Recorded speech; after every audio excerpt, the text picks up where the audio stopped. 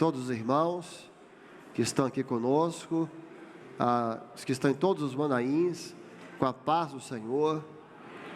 Vamos cantar o louvor. Quem sou eu, Senhor? Vamos cantar todos juntos, os Manaíns também.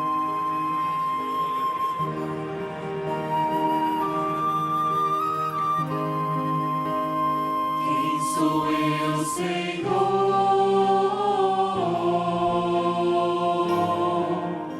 pra te lembrares de mim,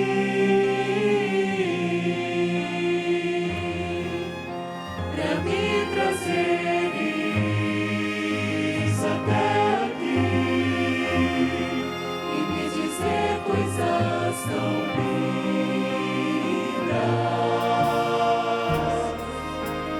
Sabes quem eu sou,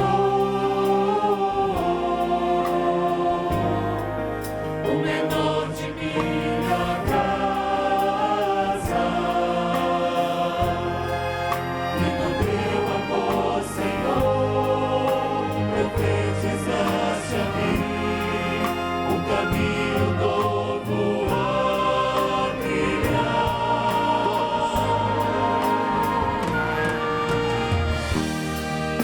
Tomaste, Senhor, na tua malhada, detrás das tuas ovelhas me tiras, ó Deus, por onde quer que eu for, para o teu louvor, a tua presença comigo irá.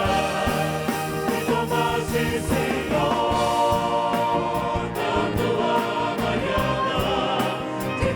as tuas ovelhas me tiras, ó Deus, por onde quer que eu for, para o teu louvor, a tua presença comigo irá. Se minha vida abençoares,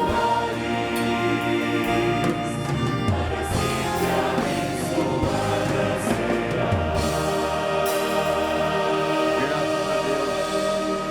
Glória a Jesus, bendito seja o Senhor.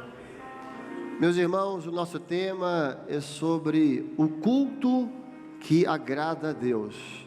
Nós vamos ver como base um versículo, Apocalipse 19, versículo 10, porque o testemunho de Jesus é o espírito de profecia. Então, iniciar dizendo que o espírito de profecia está sobre a igreja, em todos os seus atos, e em todos os atos do culto, na glorificação de uma criança, na lista dos louvores, na mensagem que vai ser entregue, na glorificação que o irmão faz.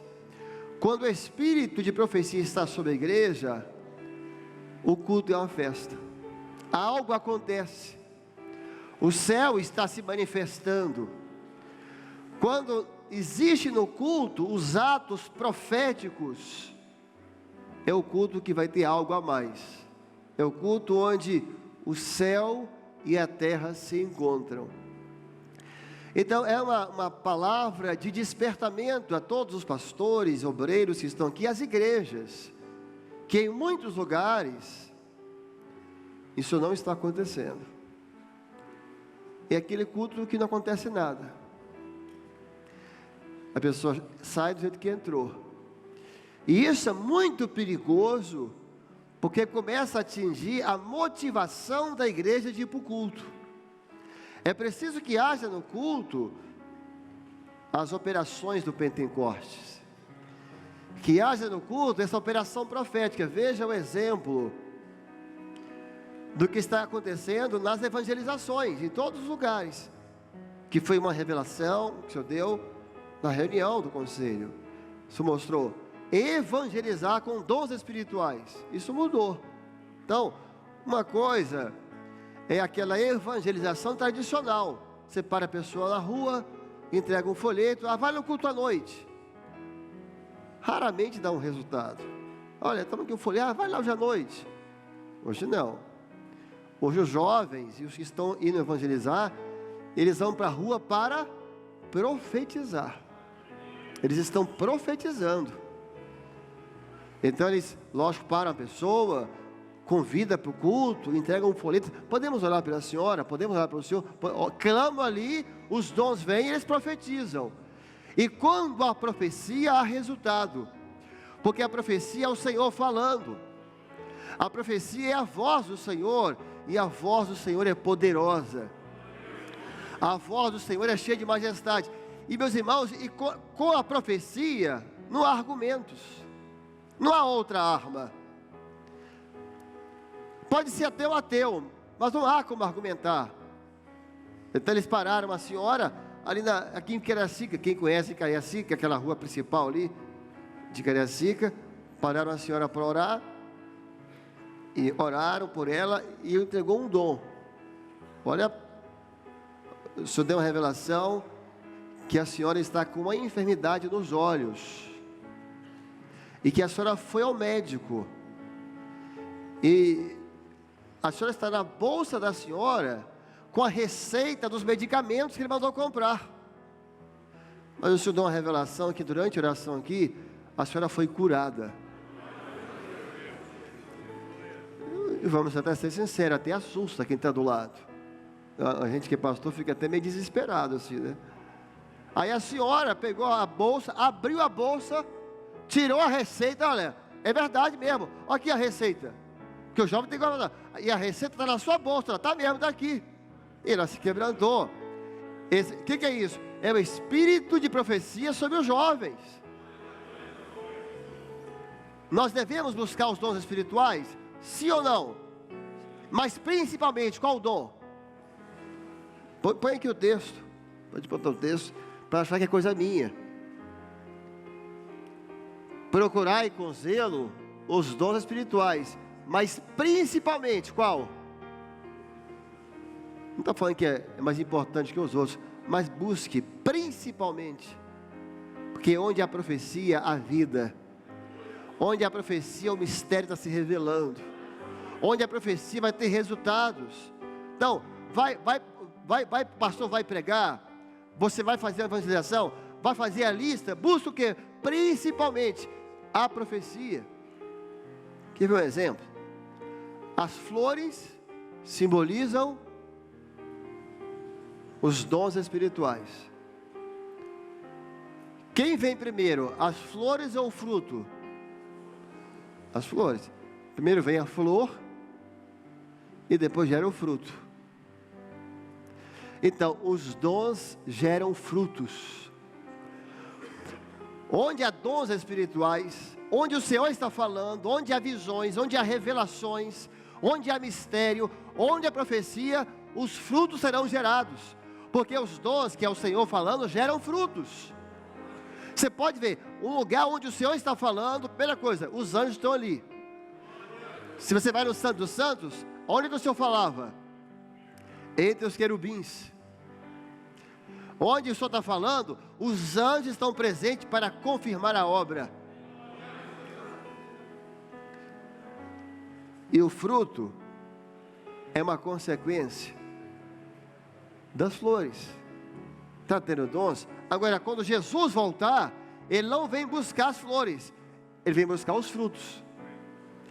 Ele não vai vir buscar os dons, Ele vem buscar os frutos. Está cheio de dons, mas não tem fruto. O Senhor não vai buscar os frutos, o Senhor não vai buscar os dons. Aí eu profetizava, aí eu curava, vai ficar. Os frutos serão buscados, porque em breve Jesus vai voltar. Então, quando nós vamos para o culto, o que nós temos que encontrar no culto? As operações do Pentecostes. O que nós vemos no Pentecostes? Profecia, línguas, interpretação, visões, revelações. A não ser que o Espírito Santo que operava lá não é o daqui. Mas tem uma segunda opção. De repente é o mesmo, mas ele está 2000 anos, então ele deu uma envelhecida. Não, o Espírito Santo é Deus, é eterno. As mesmas operações que estavam lá, que quando essas operações estão no meio da igreja, pode ver, quando há no culto profecia, Quando há no culto uma operação profética, o culto é uma festa. Porque nada alegra mais a igreja do que sentir que o Senhor está operando, do que ver que o Senhor está operando. Então, as operações do Pentecostes não envelheceram. Olha, até a operação de maravilha, né, que eles profetizavam numa língua, e cada um entendia a sua. O pastor Antônio Carlos Ribeiro estava contando a experiência na igreja do Rio de Janeiro que ele estava, foi dar assistência, algo assim, e no culto de sábado houve línguas, e o Senhor falou ali, e tinha uma senhora visitante, e no domingo de manhã ela voltou. Por quê? Porque haviam roubado, ela era costureira, e haviam roubado a máquina de costura dela. E ela foi do culto sábado e voltou domingo de manhã, procurou o pastor Antônio Carlos e falou: olha, eu queria saber se já entregaram a máquina de costura aqui. Ele não entendeu nada, né? Mas como assim? Como aí chamaram? Não estou entendendo. Não, outro não teve aquelas línguas diferentes? Então, quando estava falando aquelas línguas, foi falado comigo: minha filha, a máquina que te roubaram do seu trabalho, eu farei com aquele que roubou, eu a farei devolver. Aí o pastor Antônio Carlos entendeu, porque não tinha tido essa interpretação no culto. Enquanto o irmão falava em línguas, o Senhor deu direto a ela a interpretação. O Senhor deu a ela a interpretação. E ele entendeu: olha, o Senhor falou direto com a senhora. Houve línguas aqui, e o Senhor deu a senhora a interpretação das línguas. Se o Senhor falou, então aguarda. Meu irmão, isso é mistério. Depois do almoço, domingo, a delegacia ligou para ela, o delegado ligou para ela e falou: minha senhora, vem aqui na delegacia, que a máquina de costura da senhora que foi roubada, deixaram aqui na porta da delegacia. O espírito de profecia está sobre a igreja. As operações do Pentecostes estão vivas. Elas estão vivas. Então o pastor, quando ele vai cuidar do culto, o que ele vai pregar? Olha só, a pregação não é a arte do improviso, não é um chute. O que eu vou pregar hoje? O pastor tem que ser um profeta. Um pastor na direção do Senhor, ele é um profeta na igreja. Ele é um profeta. Ele recebeu os dons espirituais que vêm da obsessão sobre o irmão. Ele recebeu os dons. Quando ele entrega os dons para essa irmã, ele está profetizando. Aquilo vai se cumprir, porque é palavra do Senhor. Quantas vezes eu ouvi ele falar assim: olha, tudo que o pastor falou aconteceu. Pastor, o senhor pregou a minha vida inteira hoje. Pastor, tudo que o senhor pregou domingo, na segunda-feira aconteceu. Por quê? Porque o pastor, quando o Senhor fala com ele em dons, ou quando ele pega os dons da igreja, quando ele está pregando, na verdade ele está profetizando. Quando ele tem os dons, ele dá uma palavra para aquela irmã, ele está profetizando para a irmã. Então um pastor com dons espirituais, um pastor na direção do Espírito, ele é um profeta no meio da igreja. E sem profecia o povo se corrompe. Então, você tem um grupo de intercessão com dons. O Senhor fala com o pastor. Aí, nós temos muitos pastores aqui. E isso é para todos nós, não é você, pastor, nós, pastores. Temos sido um profeta na igreja? Ou tudo, eu acho isso, eu penso aquilo? Não. Igual você vai pregar, estava dizendo. Vai ser um chute. Eu tenho uma mensagem boa aqui hoje. Mas se tiver uma direção, se houver dons, e você, dentro dos dons que vieram, daquilo que o Senhor falou com o pastor, que o Senhor fala com o pastor também, dentro dos dons que o Senhor deu, dentro do que o Senhor falou com você, quando você está pregando, você está profetizando. Você é um profeta no meio da igreja, e os testemunhos virão, porque os dons geram frutos. Pastor, o Senhor pregou a minha vida inteira. Pastor, eu passei por isso ontem. Pastor, olha, a impressão que eu tinha é que o Senhor passou o dia, viu tudo. Não, o pastor não viu. É porque quando o espírito de profecia está sobre a igreja, ele está profetizando, ele está entregando os dons. É aquilo que a gente sempre é dito. Não é o pastor que dirige o ministério. É o ministério que dirige o pastor. Se o pastor dirige o ministério, esse ministério é humano. É da mente dele. O pastor é um homem independente. É o ministério que dirige. Ele sente o ministério e ele vai sendo dirigido. O ministério do Espírito. O culto é a mesma coisa. O pastor contou a experiência ali, que estava na reunião hoje com a gente. Essa semana ele foi no culto meio-dia. E aí, pedi para ele pregar. Ele falou: Senhor, o que eu vou pregar nesse culto meio-dia? Eu posso escolher qualquer mensagem aqui. Tem, assim, no culto meio-dia, ele não é dessa igreja, tem 40 mensagens para pregar aqui. Mas eu vou escolher, vai dar um chute. Aí o louvor cantando: Senhor, fala comigo. Aí ele teve uma visão. Ele viu uma mulher que dizia assim: Deus me abandonou. Mas ele via ela saindo da igreja, já vários anjos com ela. Ele pegou um texto em cima disso. E vou repetir de novo. Quando ele estava pregando aqui, o que ele estava fazendo? Ele estava profetizando. Acabou o culto, uma senhora visitante falou assim: olha, chamou o pastor Queiroz, eu sou essa mulher. Hoje eu tive um sentimento muito claro: Deus esqueceu de mim. Mas agora eu vou sair desse culto meio-dia sabendo que o Senhor está do meu lado. É como vai fazer a lista de louvor. Alguma coisa precisa mudar, meus irmãos. Alguma coisa precisa mudar. E a mudança tem que ser agora. Porque tem muitos lugares que os cultos não estão acontecendo nada. Nada. É culto humano. Tem pessoas que eles fazem o culto. Você vai fazer uma lista de louvor, você tem que estar no Espírito. Você tem que profetizar ali. Buscai com zelo os dons espirituais, mas principalmente de profetizar. Quando você vai fazer a lista de louvor, você tem que profetizar a lista. Buscar, Senhor, clamar, jejuar, Senhor, quando eu fizer a lista, que possa, Senhor, eu quero profetizar ali.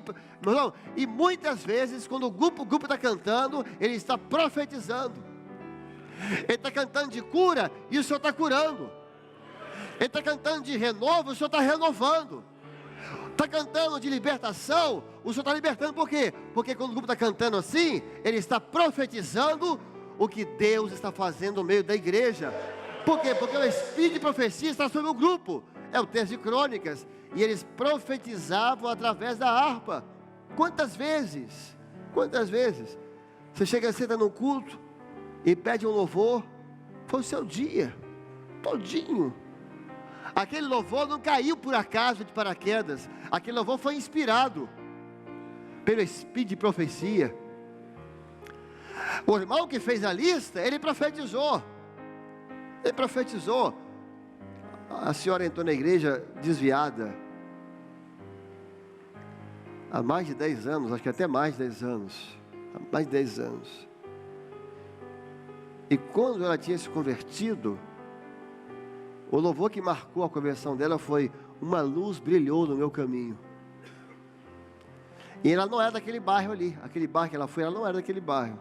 Ela parou, viu a igreja: vou entrar aqui, depois de mais de 10 anos que não pisava na igreja da obra.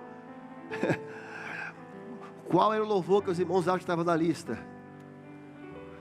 Como se eu fosse: minha filha, eu não esqueci da sua conversão. Eu não me esqueci do louvor que marcou a sua vida.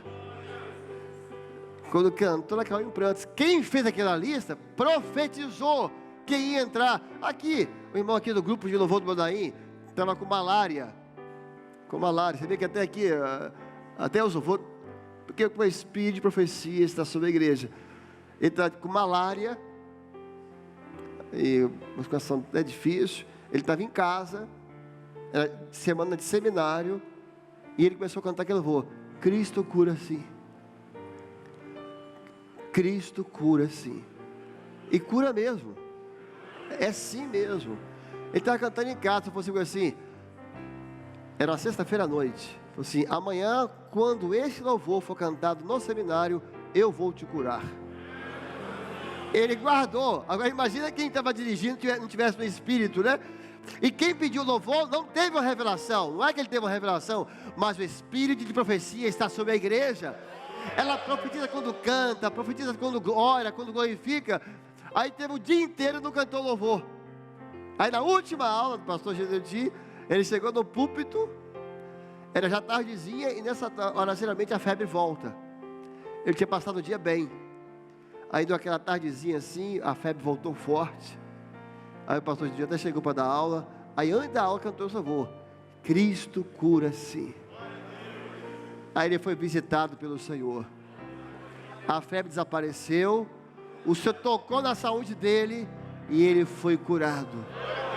Meus irmãos, onde há profecia há festa. Onde há profecia as pessoas se convertem.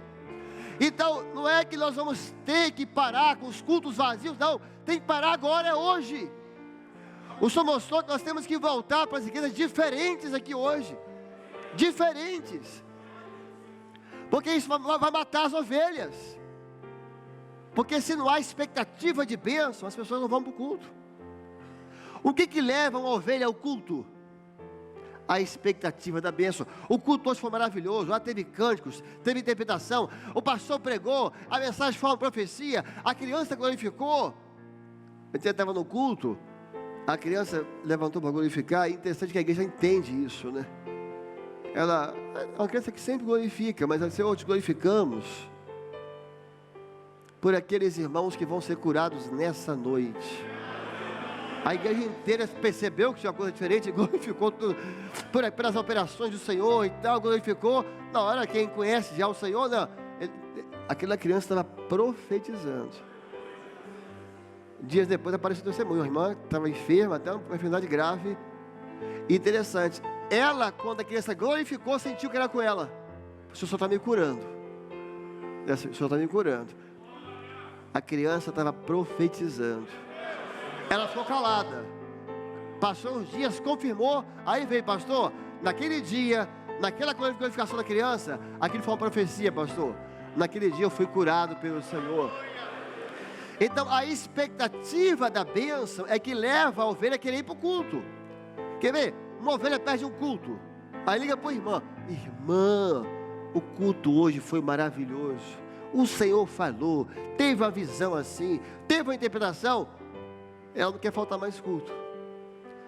Jesus falou em João 10, assim: eu sou a porta das ovelhas. Essa porta existia.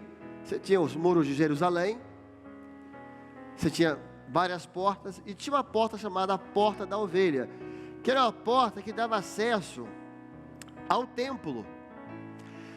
E chamava a porta das ovelhas, como os irmãos sabem, porque as ovelhas passavam ali para ir para o templo, porque no templo elas iam ser sacrificadas. Então veja, no culto levítico, no culto da lei, a ovelha passava pela porta da ovelha, ela ia para o culto levítico e ela morria no culto. Ela entrava, mas não voltava.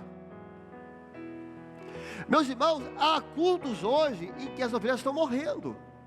Um culto onde não há profecia, um culto onde a mensagem não foi direcionada pelo Senhor, um culto onde os louvores foram um chute, a ovelha está morrendo.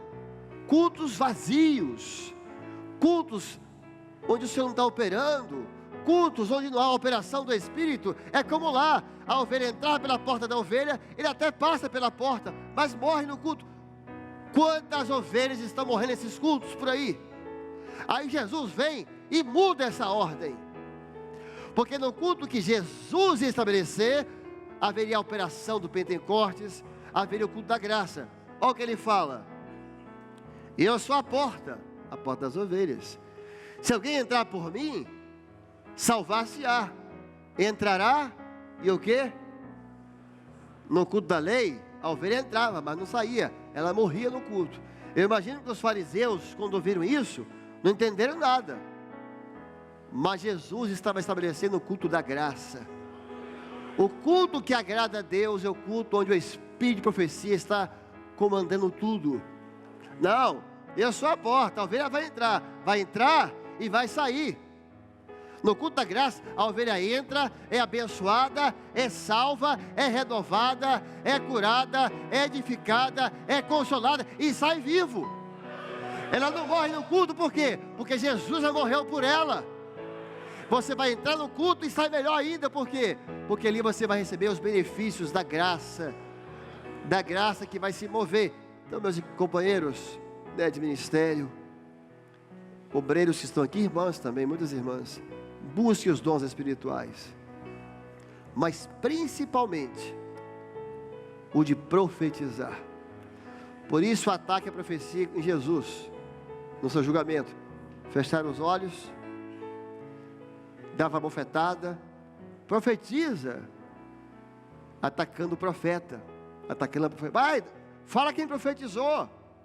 É um ataque à profecia, porque onde há profecia, a igreja não vai se corromper, porque ela ouve a voz do Senhor, e a voz do Senhor é poderosa, que sustenta e que mantém o rebanho na presença do Senhor. O Senhor disse que essa mudança é agora, e nós cremos e glorificamos o Senhor, porque cremos que essa operação o Senhor já tem começado no nosso meio.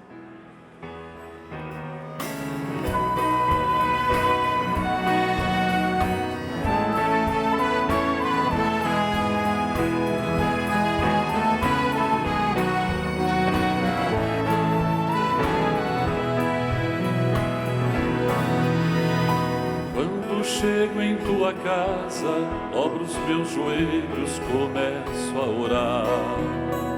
Sinto algo tão divino, tão maravilhoso, começo a chorar.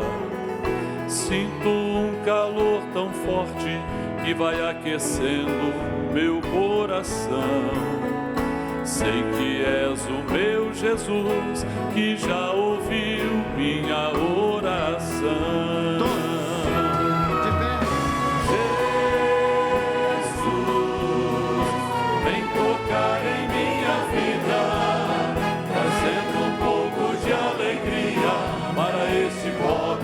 Pobre coração, Jesus, pela fé agora eu vejo um anjo trazendo a vitória e ele entrega em minhas mãos. Algumas visões, um dom. Meus irmãos, eu vi aqui durante a aula, quando o pastor diz que nós precisamos voltar diferentes daqui desse seminário, sobreveio um temor muito grande sobre a classe, entendendo todos que era isso mesmo. E eu via que alguns irmãos clamavam, diziam assim: Senhor, como que eu vou fazer para que o culto lá seja diferente?